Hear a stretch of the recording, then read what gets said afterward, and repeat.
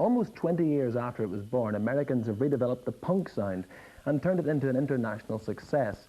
And one band enjoying that success is Offspring. Here's why. With self-esteem, Offspring seem to have created a kind of anthem for present-day losers, struggling with a lack of self-confidence. And the band is surprised by the massive response from their fans.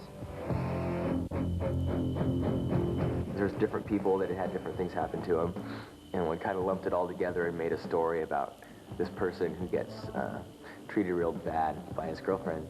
And I really didn't think that so many people would understand, but they do. We're not the only ones, I guess. You see these big, you know, really burly, macho kind of guys up front just singing along with that big, you know, muscles and tattoos everywhere, and they've been through relationships like that. I've been through relationships like that. On their current European tour, the band have been meeting their enthusiastic fans and thrilling audiences with energetic live performances. Looking back at touring when they started 8 years ago, still conjures up some great memories for them. It was always kind of an adventure, you know, and did a lot of cool things, cliff diving, and in the middle of night, you know, getting thrown in the back of cop cars. It was fun. Getting arrested, beat up, you know, ripped off by club owners. Passing out in doorways in New York. Those were the days.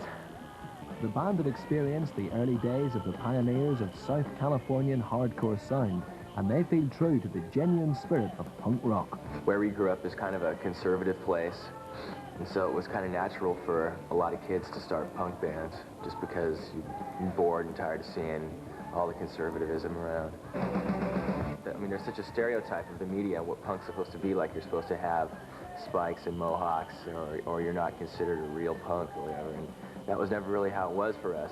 You know, for us, it was about getting into the music and the kinds of things they sang about. The reasons for a protest attitude and for rebellious questioning of authority are still valid today, but the minority stigma attached to this music style is about to disappear. It's just the first time that mainstream audiences and mainstream media have accepted punk rock.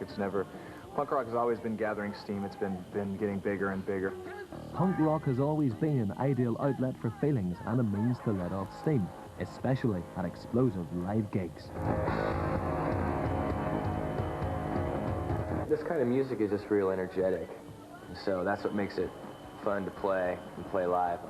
It's one thing to put out a record, but to actually go out and play for people and they know the songs and they jump around and jump off the stage and all that stuff, it makes it really fun.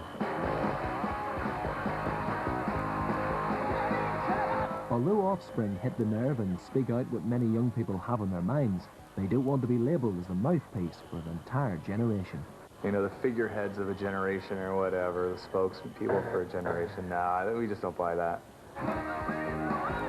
We want the people to be able to see us that want to come see us. So for now, we're trying to fit in as many places as we can.